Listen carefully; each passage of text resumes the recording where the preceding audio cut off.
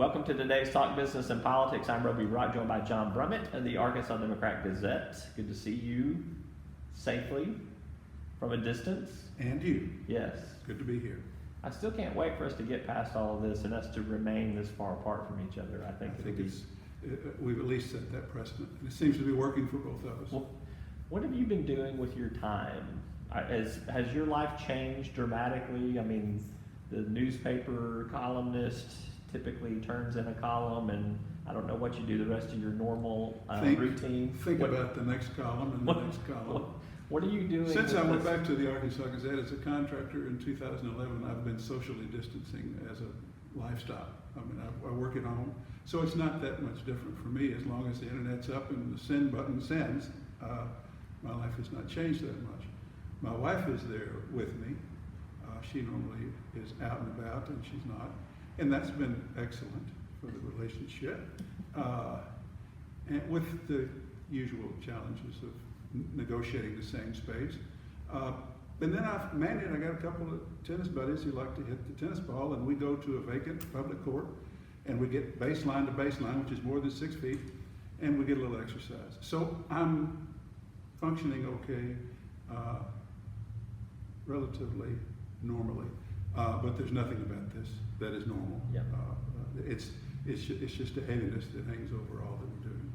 You visited in your most recent Sunday column with your alter ego, Bubba. I did. Your friend that runs the used car dealer business over in the Delta. Yeah. For people that did not see that column, summarize what Bubba thinks of all of this. Well, he's in East Arkansas in a county without any reported viruses. As I tried to tell him, that doesn't mean there aren't any viruses.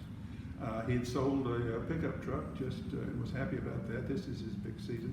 But basically, he was saying, then he went into a riff on a related matter of his beloved granddaughter, the light of his life, attacking his generation, the great generational divide. The millennials, post-millennials accusing baby boomers like Bubba and me of having ruined the world for them. But it turned out that in the course of our call, his granddaughter called and told him to get home because she loved him.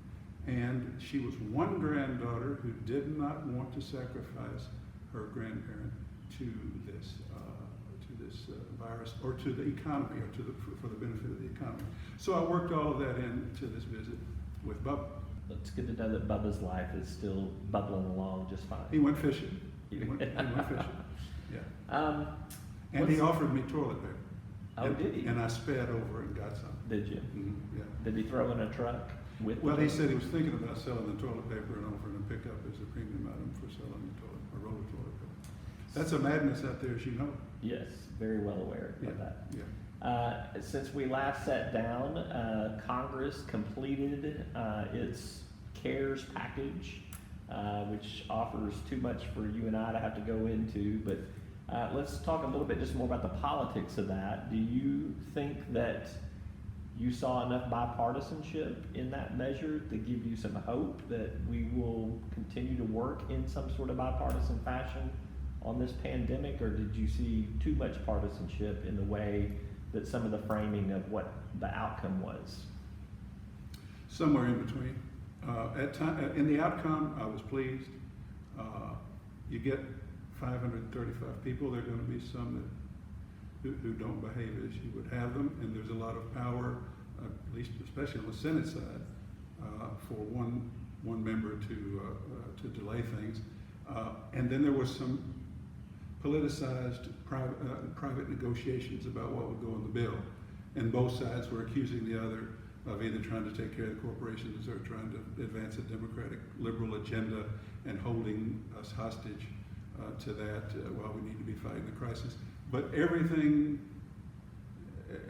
all's well that ends well, and it ended with unanimous votes, rather expeditious. I mean, some of us got a little frustrated. It's taken 3 days now. In retrospect, maybe 3 days is enough. You need to take at least 3 days to spend $2 trillion, maybe. So maybe that was okay. We need not to lose perspective. I'm hopeful. I was hopeful. I was encouraged. Whether it will work, I don't know, but I will tell you this, it's all we got in terms of when you shut down an economy, when you grind it to a halt, something must fill the gap.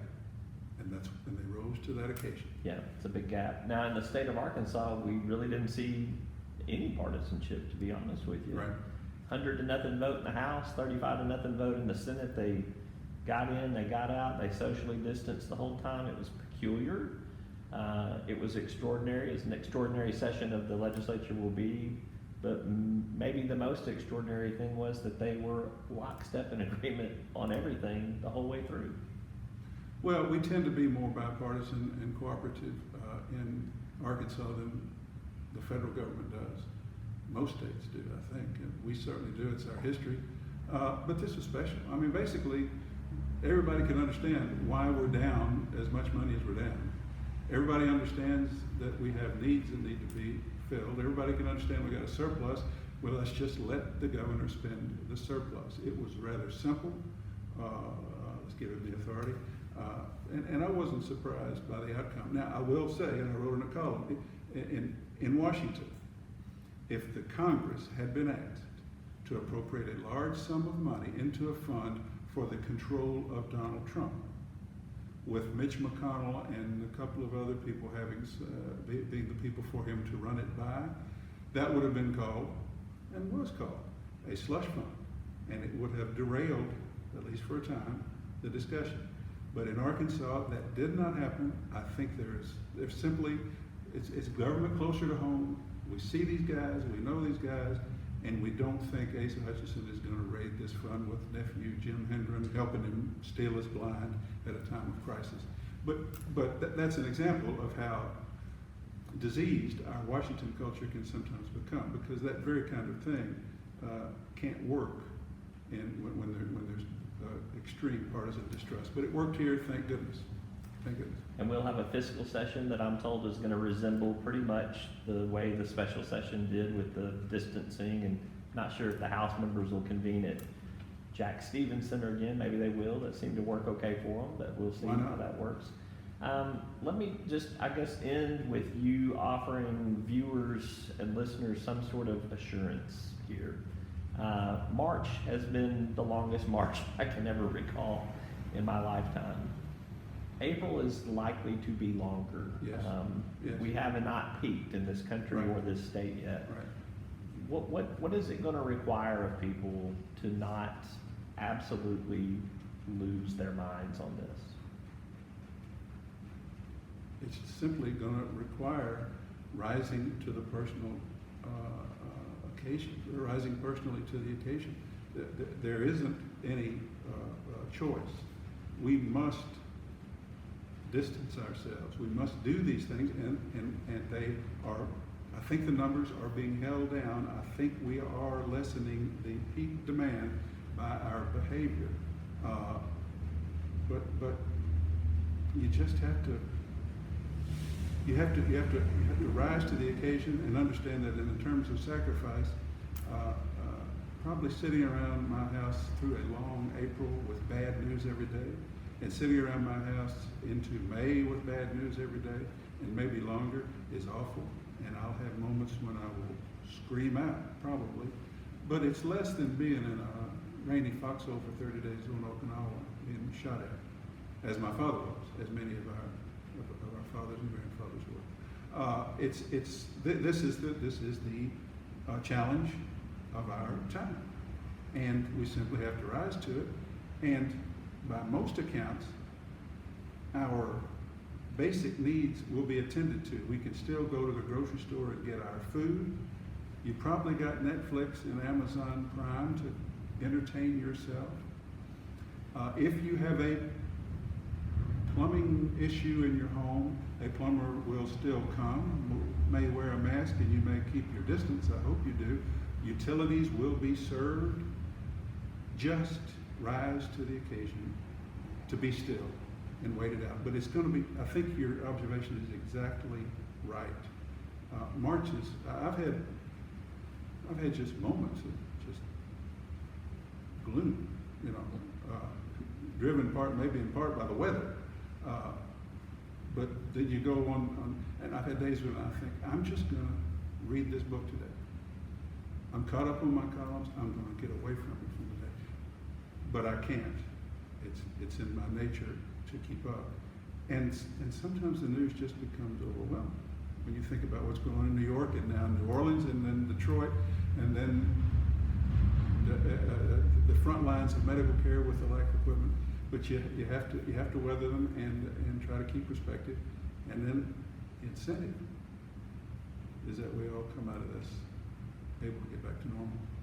That's all I can say. That's all anybody can say, unless you got something better. I'm going to leave it with you. All right. Inspirational words, John. I wouldn't Brummett. say that. Just let's all do the best we can. All right. And if we can meet here every Monday, then we can have some social exchange. I'll bring some lapel microphones. Could I be heard next this time you didn't have the mic? Did I talk loudly enough? We'll see. We'll see. All right. If not, that's probably okay. Thank you. You bet. All right. That's all for this edition of Talk Business and Politics. I'm Roby Brock. We'll see you next time. When homemade is too good to keep at home. Helping Arkansas business do business. Making better happen with First Security. You'll find us at the end of a lot of long country roads, covering over 60% of the great state of Arkansas.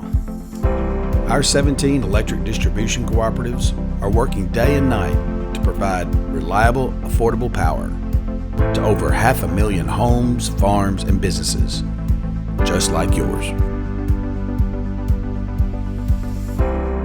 The Electric Cooperatives of Arkansas, your local energy partners.